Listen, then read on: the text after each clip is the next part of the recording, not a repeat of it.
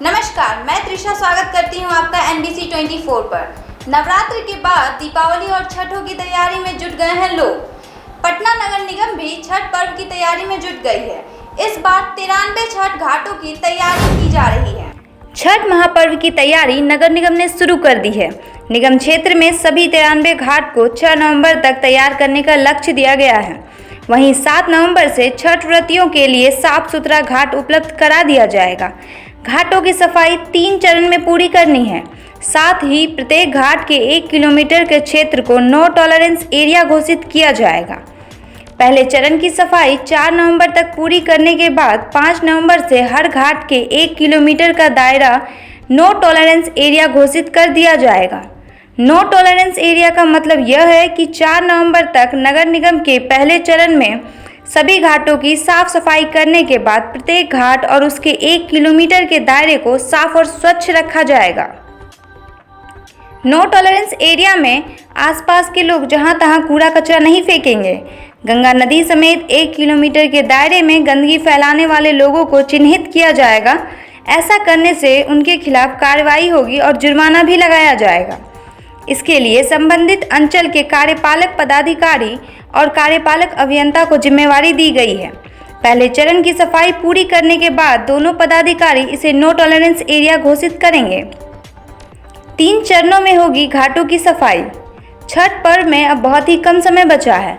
महज 18 दिनों में 5 अंचलों के 93 घाटों को तैयार करना है। वहीं इसमें से सुरक्षित और खतरनाक घाटों को चिन्हित भी करना है। ऐसे में नगर निगम ने अपने स्तर से छठ महापर्व को लेकर घाटों को तैयार करने का कार्य शुरू कर दिया है। इसके लिए नगर निगम ने आदेश भी जारी किया है। सभी घाटों, तालाबों और पार्कों को 3 चरणों में तैयार करने की योजना बनाई गई है। पहले चरण में सभी घाट एवं पहुंच पथ की सफाई होगी। घाटों के प्रथम चरण की सफाई का कार्य 4 नवंबर तक पूरा किया जाएगा। दीपावली से पहले घाट हो जाएंगे तैयार। दीपावली के बाद लोग घर का कूड़ा और मूर्ति को गंगा में प्रवाहित करते हैं। ऐसे में सफाई पर्यवेक्षक और सफाई निरीक्षक ऐसे लोगों को गंगा में पूजन सामग्री को प्रवाहित करने से रोकेंगे।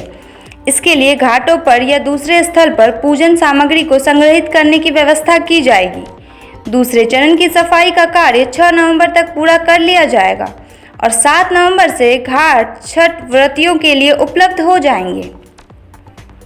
1360 सफाई मजदूर और 133 सफाई पर्यवेक्षक लगेंगे। गंगा किनारे सभी 93 घाट समेत पार्कों और तालाबों की सफाई के लिए नगर निगम ने 1360 सफाई मजदूर और 133 सफाई पर्यवेक्षकों को लगाया है। प्रत्येक घाट पर 10 सफाई मजदूर और 1 पर्यवेक्षक की तैनाती अलग से की गई है। जिन पदाधिकारियों को घाटों की जिम्मेदारी दी गई है वो लगातार घाटों की निगरानी करेंगे।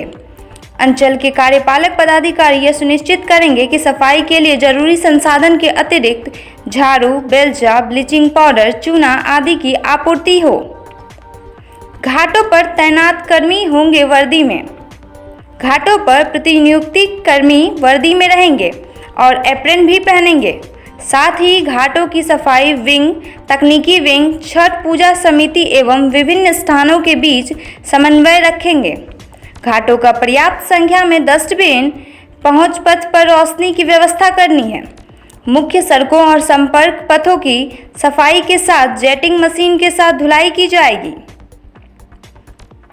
8 नवंबर तक पार्किंग की करनी है व्यवस्था। सभी प्रमंडल के कार्यपालक अभियंता को यह निर्देश दिया गया है कि 8 नवंबर तक छठ महापर्व के लिए पार्किंग की व्यवस्था कर ले। रेलिंग, चाली निर्माण, पोखर और तालाब का निर्माण किया जाएगा। घाटों का समतलीकरण, घाट निर्माण, संपर्क पथ का निर्माण भी तय समय में पूरा करना है। सभी घाटों पर बैरिकेडिंग के कम से कम 3 रनिंग बल्ब का उपयोग करना है। छठ पूजा के लिए नगर निगम ने विशेष नियंत्रण कक्ष स्थापित किया है। प्रभारी सहायक अभियंता को नियंत्रण कक्ष का प्रभारी बनाया गया है। इसी तरह की तमाम बड़ी खबरों के लिए जुड़े रहें हमारे चैनल NBC 24 के साथ। धन्यवाद।